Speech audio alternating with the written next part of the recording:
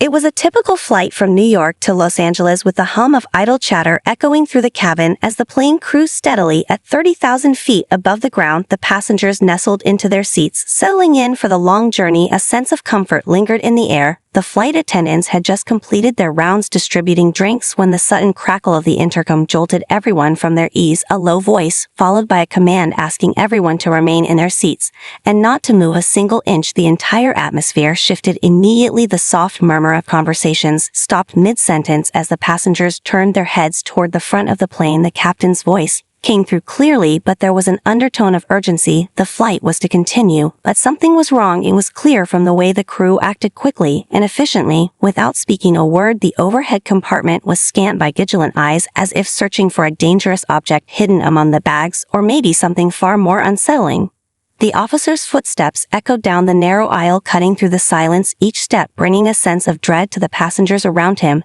The man was clad in a sharp blue uniform, his badge gleaming under the cabin lights, his movements deliberate and stiff, as though every inch of his approach was calculated. He walked with purpose and certainty toward the back of the plane where a lone woman sat quietly by the window. She was a black woman in her early 30s, her features calm and composed as though unaware of the tension building around her. She hadn't noticed the officer yet, but the whispers had already begun to ripple through the cabin, starting as a murmur and quickly growing into a buzz of speculation. Passengers looked at one another confused, some exchanging glances, others pretending not to notice. It wasn't until the officer stopped directly in front of the woman that the whispers turned to stares, and the air grew thick with anticipation.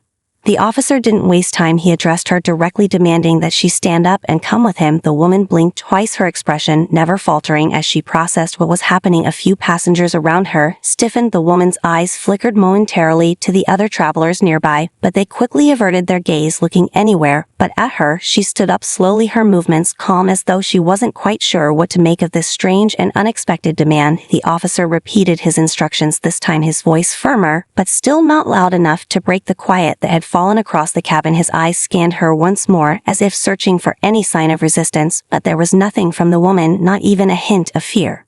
She didn't speak at first. She simply nodded her head in confusion, not understanding why she was being singled out. She wasn't even sure what was happening. The woman's fingers brushed the edge of her seat as she rose and turned toward the officer. The passengers all held their breath. Some watched in silent judgment, while others whispered nervously. Her eyes remained locked on the officer as though waiting for him to explain himself. But there was no explanation forthcoming. He only motioned for her to follow him down the aisle. The tension mounted as she walked beside him, her movements measured but steady. Not a word passed between them. As she passed the rows of startled passengers, the murmurs of uncertainty grew louder. They could see something unfolding, but none of them could understand why.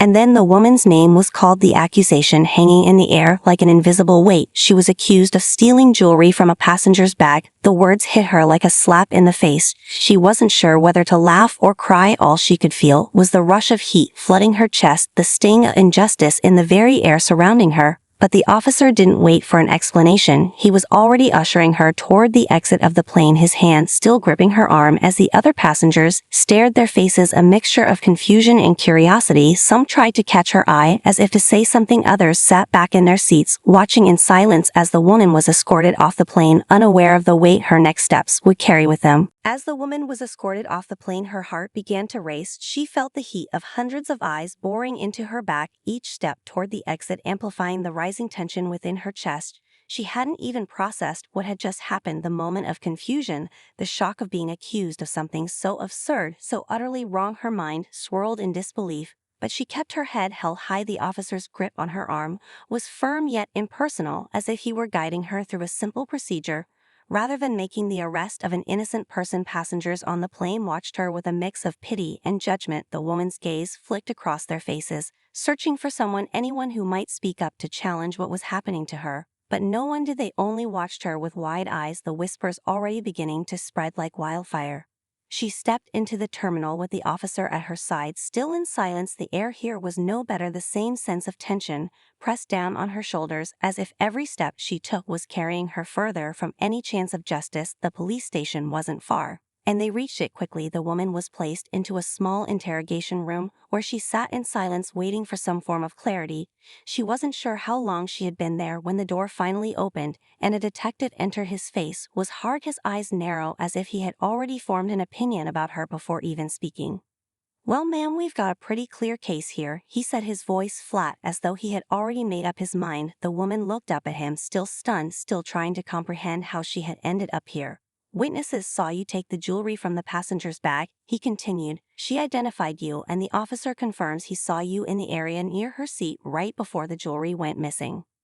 The woman's mind reeled. She couldn't fathom how any of this could be happening. There had been no theft. She had been on the plane for a few hours with nothing more than a book in her hands. She hadn't even noticed the woman with the missing jewelry until the accusations came flying at her. And yet here she was in a cold room with the weight of guilt pressed on her shoulders, as if the world had already decided she was the criminal. "I didn't steal anything," she said finally, her voice trembling with a mixture of frustration and disbelief. She looked directly at the detective, hoping that somehow her words would reach him, but his expression didn't change. "I'm afraid the evidence says otherwise," the detective said coldly. "We've got statements from the passenger and the officer who arrested you. It's not looking good." The woman felt the walls close in on her, the suffocating weight of the situation pressing down harder than ever. She couldn't understand how it had come to this, how she could be sitting here, accused of something she hadn't done. The more she thought about it, the more she realized how easily she could be a target simply because of the color of her skin and the way she had been perceived by those around her.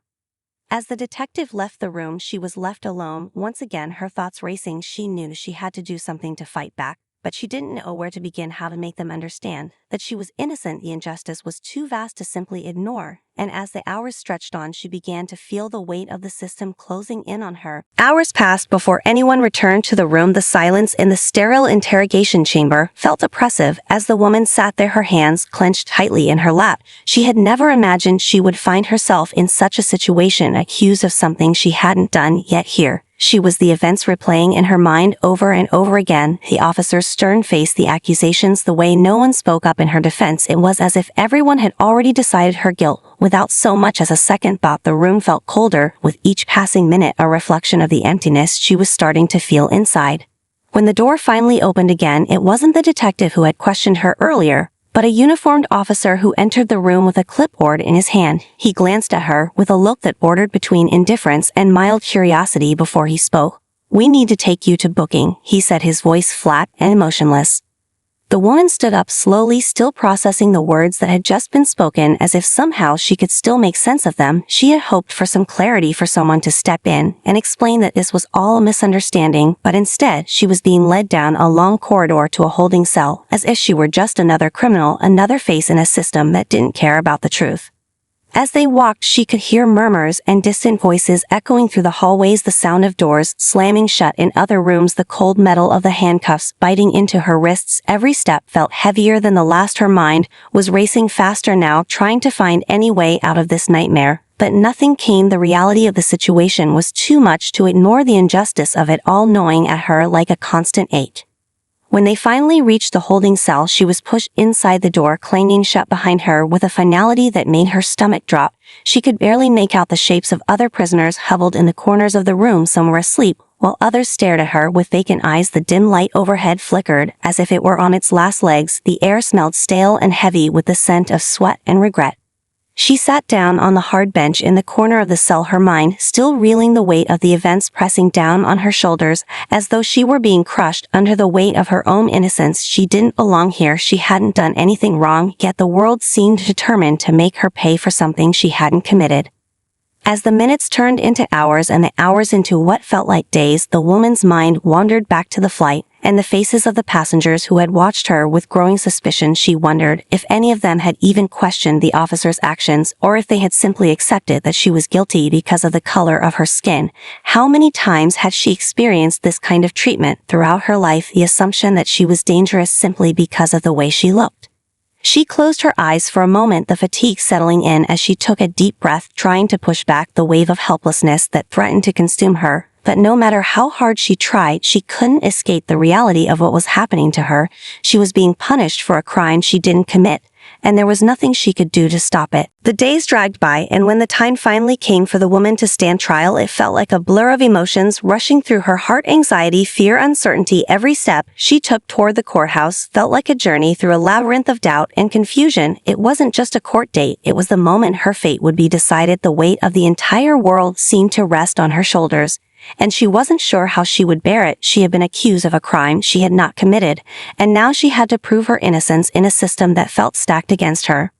When she entered the courtroom, she was struck by the coldness of the space, the towering walls, the polished floors, the rows of seats filled with strangers, all of them waiting to witness the outcome of a case that wasn't supposed to be hers at all. The defense lawyer, who had been assigned to her case, sat at the table with a weary expression. His name was Mr. Green, and he had the look of someone who had seen too many cases like hers, cases where the truth didn't matter, and the verdict had already been written.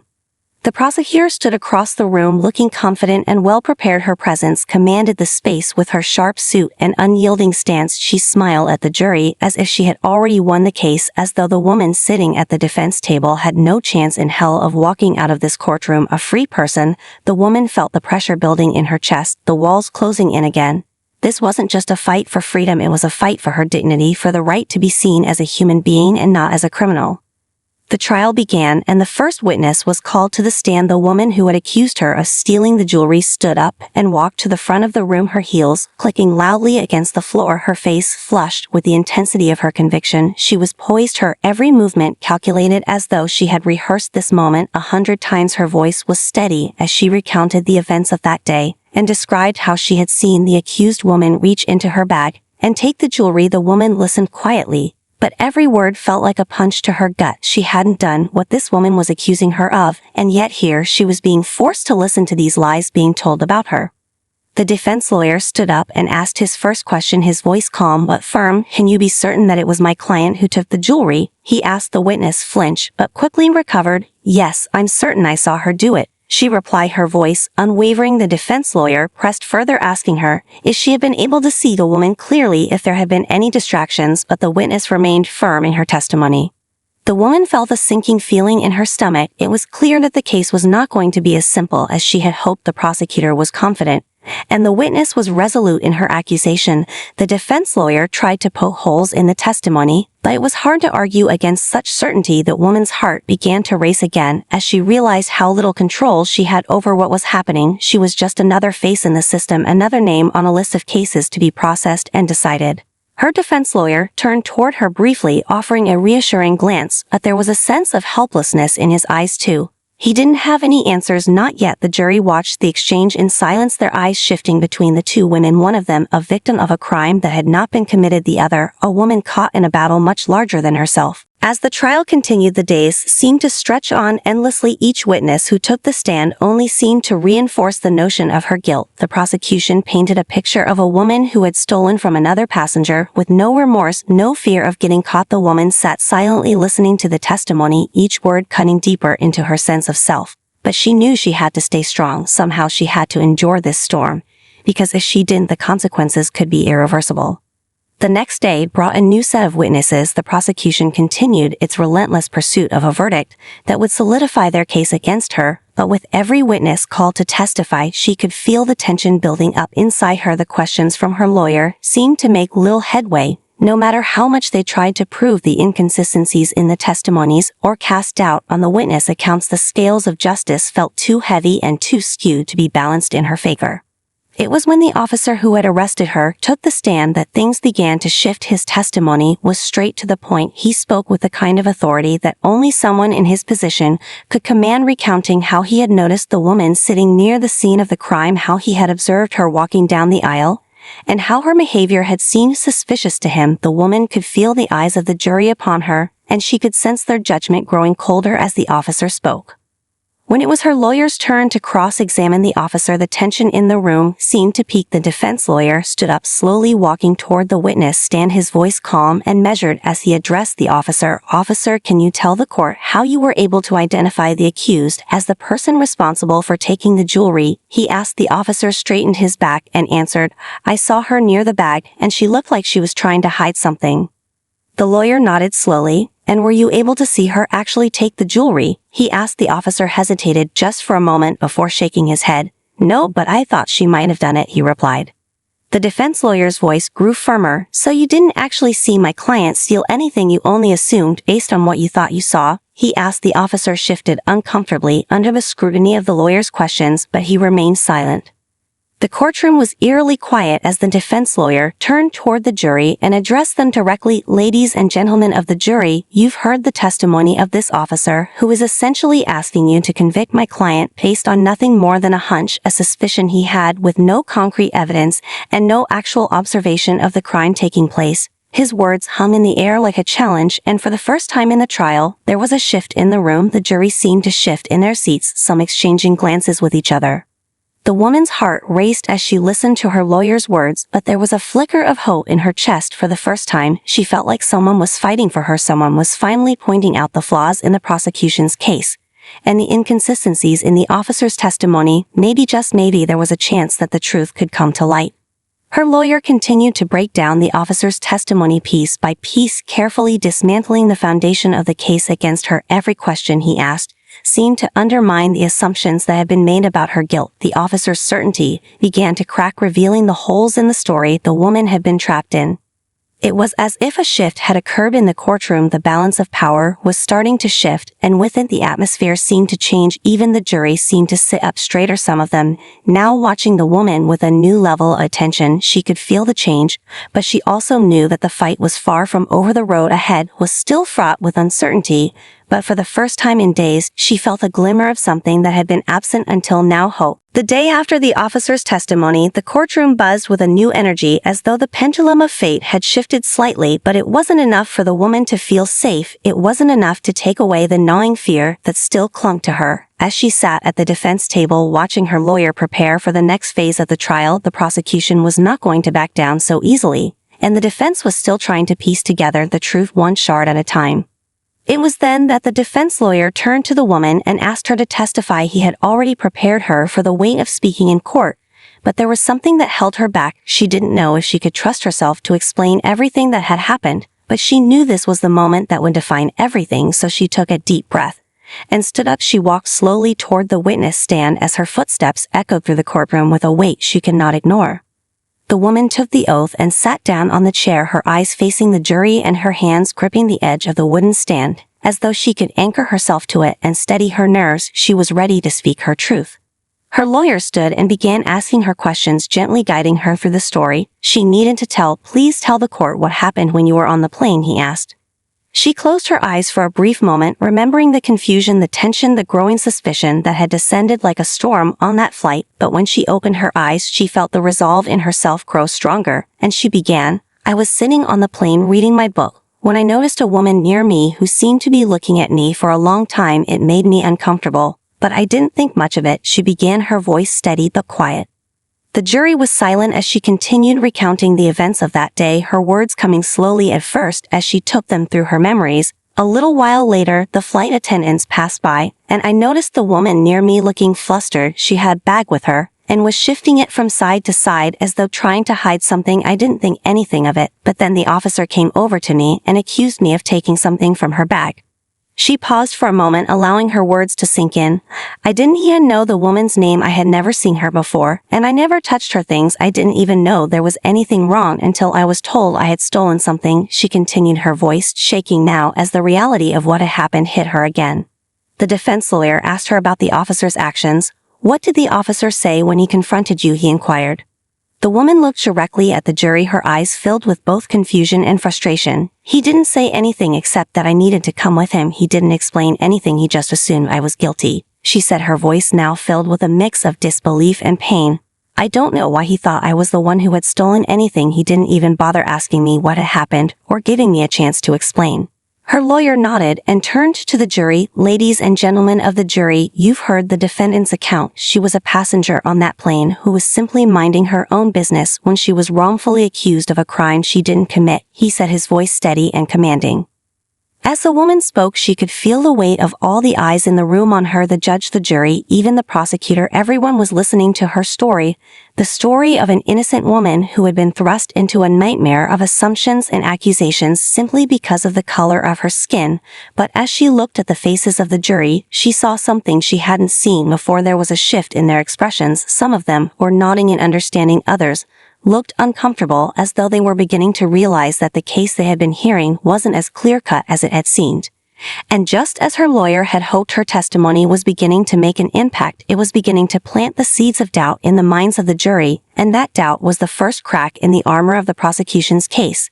And for the first time in this long ordeal, the woman felt as though the truth might finally have a chance to be heard. As the woman finished her testimony, she sat back in the witness chair and took a long breath, feeling a sense of release. Even though the weight of the trial still hung heavily in the air, the words had left her lips, and for the first time since her arrest, she felt like she had truly spoken her truth. There was no more hiding, no more pretending. Everything had been laid bare for the world to see. The defense lawyer looked at her with a reassuring smile before turning toward the jury. His next words would be crucial. They would be the final push to sway the jury's mind and dismantle the case that had been built so carefully against her. Ladies and gentlemen of the jury, you have heard the defendant's account of the events that took place on that plane. You've heard the testimony of the officer who arrested her, yet there is no concrete evidence linking her to the crime, no fingerprints, no stolen goods, no witnesses who actually saw her take anything. The lawyer said, his voice clear and firm as he addressed the room. He continued, what we have instead are assumptions and suspicions based on nothing but a hunch. We've seen how the officer acted on his gut feelings, and how the accuser's testimony relied on what she thought she saw rather than what she knew. He paused, letting the weight of his words settle into the room. The woman watched as the defense lawyer's words resonated with the jury. She saw some of them glance at each other, as if finally starting to question the foundation of the case they had been presented with for so long. The doubt that had been planted in their minds by her testimony now began to take root. The prosecutor stood up to counter the defense's argument, her posture sharp. As she approached the jury box, she spoke with a measured confidence, but the woman could hear the hint of desperation beneath the surface. Ladies and gentlemen, the defendant's testimony may sound convincing, but it doesn't change the fact that she was the one in close proximity to the victim's belongings. It doesn't change the fact that she was the one who was arrested on suspicion of theft. We cannot ignore the officer's experience and his role in identifying the defendant as the person responsible for this crime. The prosecutor's words rang hollow in the woman's ears. She could feel the tension in the room rising again. But this time it was different. The jury was not as engaged as before. Some of them seemed lost in thought, others were watching the prosecutor, but their eyes lacked the same conviction they had shown earlier. The defense lawyer took a step forward and addressed the jury once more. We are not asking you to ignore the officer's testimony or the accuser's belief that something had been stolen, but we are asking you to consider what's really at stake here, he said. An innocent person's freedom is on the line, and we cannot convict someone based on assumptions and guesses alone. The evidence simply isn't there. The words hung in the air, and for the first time in this trial, the woman saw the shift in the jury's expression. They were no longer just passive listeners. They were engaged, they were thinking, they were questioning what had been presented to them. The judge called for a recess and the courtroom emptied out as everyone took a break before deliberations began. The woman was led back to her seat in a holding area, her heart pounded in her chest. But there was something different this time. The nervous energy was tinged with hope. For the first time, she allowed herself to believe that there was a chance she could walk out of this courtroom a free woman. As she sat waiting, her mind raced with thoughts of the trial, what had been said and what had been left unsaid. She replayed every moment in her mind, but despite the uncertainty of the future, she couldn't shake the feeling that the tide was turning slowly but surely. And with that thought, she allowed herself to rest for the first time in days. The recess felt like an eternity. The woman sat in the holding area, her fingers nervously tapping the arm of the chair. Her thoughts were a whirlwind, a mix of hope and fear battling for control. The weight of what had happened so far pressed down on her shoulders, but somewhere deep inside, she felt a flicker of optimism. She couldn't help it after hearing her lawyer's closing arguments. After the shift in the jury's expressions, she dared to imagine that justice might finally be on her side. The minutes ticked by slowly, each one dragging the tension in the air. Thicker than before, her mind wandered back to the faces of the jury. She remembered the small gestures, the subtle shifts in their posture. When the defense had pointed out the flaws in the prosecution's case, she couldn't help but wonder if those brief moments of doubt had planted the seed of uncertainty in their minds. She couldn't shake the feeling that the jury was beginning to see through the web of assumptions that had been spun around her. As she sat there waiting, the door to the holding room opened and her defense lawyer entered the room. His face was unreadable, but there was something about the way he walked that made her heart skip a beat. It's time, he said softly, his voice steady but calm. The woman stood up, her knees weak as she followed him back to the courtroom. She was aware of every step, every sound, as if the entire world had narrowed to this one moment. She felt her breath quicken as they reached the doors of the courtroom. She could see the jury already seated, and the prosecutor standing at her side ready to hear the decision. The judge called the court back to order, and the room fell silent as the jury foreperson stood up holding the piece of paper that would decide her fate. The woman's throat tightened, and her palms were slick with sweat. She was ready to hear the verdict, but at the same time she feared it. She was terrified of hearing those dreaded words, guilty. The foreperson's voice echoed in the room as they began to speak. "We, the jury, find the defendant not guilty of all charges." The words hit her like a wave crashing against a cliff. Her mind couldn't process them at first. It was as if the ground had been swept out from under her, and she was floating in a daze. The realization slowly began to sink in as the room around her erupted in murmurs of disbelief and relief. But for the woman, she couldn't quite grasp it, yet she felt a deep sense of relief that was still clouded with disbelief. She had won, she was free, but the magnitude of it was almost too much to comprehend. She looked at her lawyer, who stood beside her with a small smile on his face, his hand resting gently on her shoulder, as if to reassure her that it was real. The prosecutor looked stunned, their earlier confidence replaced with frustration, but the woman didn't care. She had been declared innocent. As the courtroom emptied out, she was led outside by her lawyer. The cool air of the outside world felt different now. It felt like freedom. The weight that had been crushing her for so long had been lifted. But it was hard to adjust to the sudden shift. The world still felt surreal, like she had stepped out of a nightmare and into something that felt too good to be true. She took a deep breath, looking up at the sky for the first time in days, and allowed herself a small smile, a quiet thank you to whatever had made this possible. She was free now, but she knew that this experience would stay with her forever. The system had failed her once, but now the truth had come through, and she was finally able to walk away with the justice she had been denied for so long. As the woman walked out of the courthouse, she could feel the weight of the world slowly begin to lift from her shoulders, but the sense of freedom was tempered by the reality of what she had just been through. The nightmare was over, but the scars it left behind were deep. She had been thrust into a situation where her very identity had been questioned and her freedom almost taken away without reason. The world around her seemed brighter in the wake of the verdict, but the harshness of her experience still lingered like a shadow. She tried to breathe in the fresh air, but her mind kept replaying the moments of her arrest, the cold handcuffs, the accusations, the humiliation of being treated as a criminal when she had done nothing wrong. How many others had faced this same treatment? She wondered how many people had been falsely accused simply because of the color of their skin or the assumptions people made about them.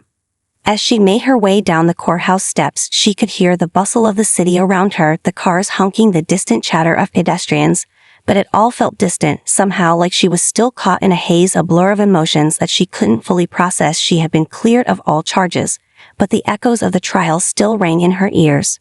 Her lawyer walked beside her, offering a few words of encouragement, but even he could sense the quiet turmoil beneath the surface. She had been declared innocent, but that didn't erase the pain of what had happened to her. It didn't take away the fear she had felt when she had been dragged through the legal system, or the shame she had carried when everyone around her had seemed to doubt her truth.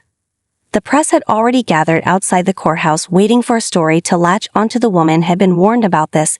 They would want to hear her side. They would want to see the face of the woman who had been falsely accused.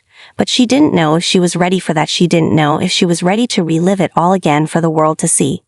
As the questions began to come, she felt a sense of anger building inside her. She wanted to scream. She wanted to tell the world how wrong they had been, how unjust it had all been. But instead, she stood there quietly, her head held high, but her heart heavy. She wasn't sure if she was ready to be anyone's symbol of justice. She wasn't sure if she had the energy to explain again how she had been treated, how no one had even considered the possibility that she was innocent until the very last moment. Her lawyer quickly stepped in and guided her away from the reporters. The woman breathed a sigh of relief as they moved away from the chaos of the crowd. It was over, but it wasn't really over, not for her, not for the people who had been watching her case so closely. She had been through something no one should ever have to experience, and yet she knew her story was not unique. There were countless others who had been wronged in the same way.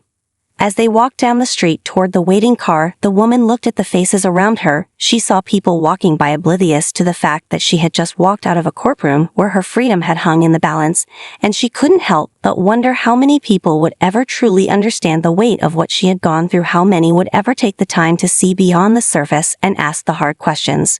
She climbed into the car and sat back against the seat, closing her eyes for a moment to collect herself. The trial had been a battle, but the real fight was just beginning. She knew she would have to heal and process everything that had happened, and she knew that the journey ahead would be long. But for the first time in a long time, she felt a small spark of hope begin to flicker within her as she thought about the future and what it could hold beyond this moment. The woman sat in the back of the car as it drove through the busy city streets. The world outside seemed so normal, so unaffected by everything she had just gone through, but inside her mind, everything felt like a constant whirlwind. She had been free from the courtroom, but she hadn't been freed from the memories. The weight of what had happened still lingered. She felt as if a part of her had been shattered, and no matter how much time passed, it wouldn't be easy to pick up all the broken pieces.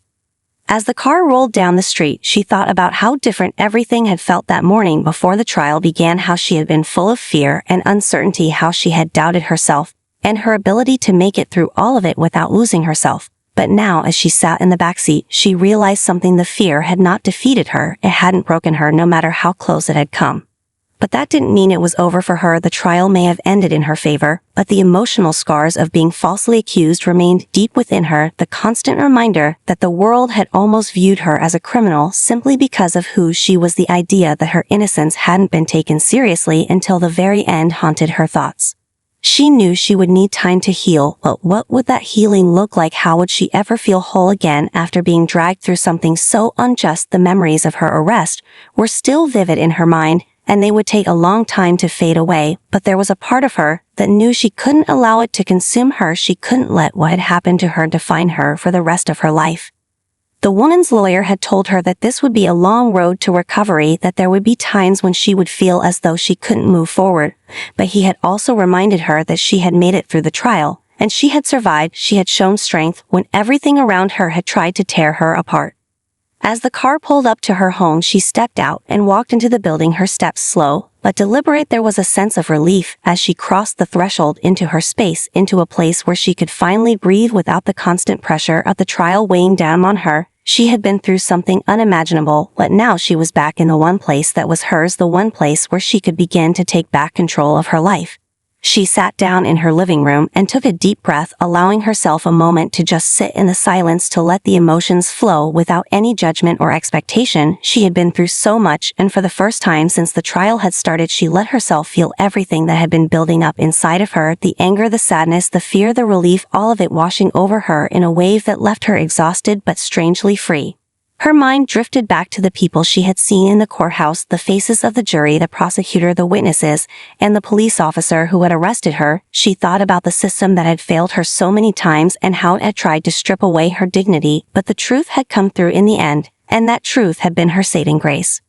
The woman didn't know what the future would hold, but she knew that she had a choice to make. She could continue to live in the shadow of what had happened to her, or she could take control of her story and use it to fuel something greater, to make sure that no one else would have to endure the same treatment she had faced. But for now, she allowed herself to rest, to begin the process of healing, because she knew that the road ahead would be long, and she needed the strength to continue the fight for justice, both for herself and for others who still needed their voices to be heard. Days passed into weeks, and the woman began to find a sense of routine again. Though her mind was still clouded with the memories of the trial, she knew that she couldn't let it consume her. Every waking moment, she had been given the gift of freedom, but now she had to figure out what to do with it. What would her life look like now that she had been through this trial by fire? She had felt the sting of injustice and the weight of suspicion, but she had also discovered an inner strength that she never knew she had.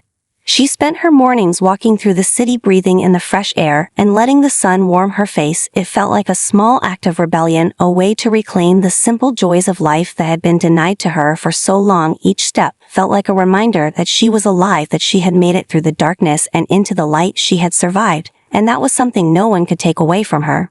In the evenings, she sat down to write in a journal she had started just after the trial had ended. At first, her words were hesitant, unsure, but soon they began to flow freely as she poured her heart onto the pages. Each entry became a release, a way to let go of the pain and frustration that had built up inside her. She wrote about the trial, about her feelings of anger and betrayal, and about the hope she had begun to find even in the midst of it all.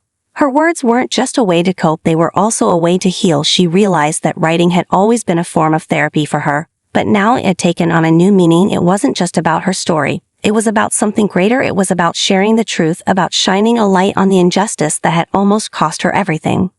One day, while sitting in her favorite cafe, she overheard a conversation at the next table. Two women were talking about an incident they had seen on the news. It was another case of a woman being wrongfully accused, and the frustration in their voices was clear as they discussed how the system seemed to favor one side while ignoring the stories of those who were innocent. The woman felt her heart race. She had heard about the case in the news, but hadn't paid much attention to the details. But now, as she listened to the women's frustration, she realized that this was something bigger than her. This wasn't just about her own experience. This was a pattern. This was a systemic issue that needed to be addressed.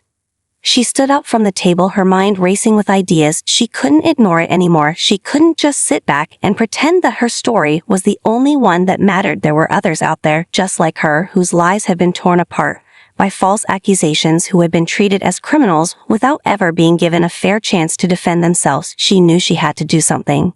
The next few months were filled with research and outreach. She connected with organizations that worked to fight injustice and help those who had been wrongly accused. She attended meetings and spoke with people who had been through similar experiences. And with each conversation, her resolve grew stronger. She knew that this was her calling now. This was the purpose she had been searching for. She began to speak out about her own story, sharing her experience in public forums and writing op-eds in local newspapers. She used her voice to raise awareness about the flaws in the legal system and the importance of justice for all. She didn't just want to be a survivor. She wanted to be an advocate for change. She wanted to make sure that what had happened to her would never happen to anyone else. The more she shared her story, the more she found others who had been through the same pain, the same fear, the same humiliation, and together, they began to form a community of voices that could no longer be ignored. They began to demand accountability. They began to push for a system that would protect the innocent and hold those who abused their power responsible. In the end, it wasn't just about her, it was about all of them. It was about the thousands of people whose stories were buried under the weight of the system's failures. It was about fighting for justice for everyone, not just for herself. And in that fight, she found her true purpose, she found her rebirth, and in the process she found healing that went beyond herself. Months turned into a year, and the woman's life had transformed in ways she had never expected. After the trial ended, she had struggled to find her place in the world again. But now she was more than just a survivor of injustice. She had become a beacon of hope for others who had been wronged. She had used her voice to call attention to the flaws within the system, and in doing so she had begun to build a community of like-minded individuals who shared her passion for justice and fairness. Her days were filled with meetings and interviews, but not in the way she had once feared. Now she was speaking for a cause. She had a purpose beyond the courtroom. She was no longer trapped in the memories of what had happened to her. Instead, she was focused on how to prevent others from experiencing the same kind of pain and trauma that she had endured. She had found a way to turn her pain into something positive to help create change for the better. The woman had become a leader in the fight for criminal justice reform, and her story had resonated far beyond her local community. She had appeared on podcasts, written articles, and been invited to speak at conferences all over the country. People listened to her story, and they saw in her someone who had been broken but had rebuilt herself stronger than before. One day, while attending a community event, she was approached by a young woman who recognized her from one of her interviews. The woman smiled and thanked her for sharing her story. The young woman's eyes were filled with emotion as she spoke. "You don't know how much your words meant to me. I've been through something similar, and hearing you talk about what you went through made me feel like I wasn't alone." The woman felt a rush of emotion as she listened to the young woman's words. This was what it was all about. She realized this was the moment when everything clicked, when she truly understood the impact she had begun to make. She had given someone hope when they thought all hope was lost, and in that moment she knew that every struggle, every painful memory had been worth it.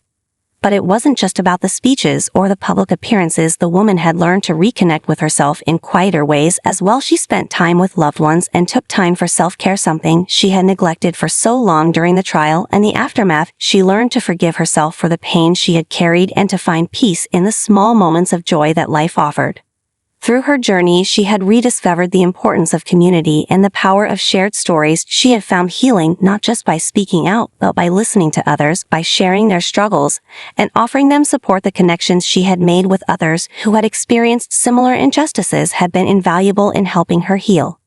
As she stood in front of a crowd at a rally one afternoon, the woman looked out at the faces before her and felt a deep sense of pride. She knew that the fight for justice was far from over, but she also knew that her role in it was just beginning. She had taken the first step toward healing, and now she was helping others take that same step.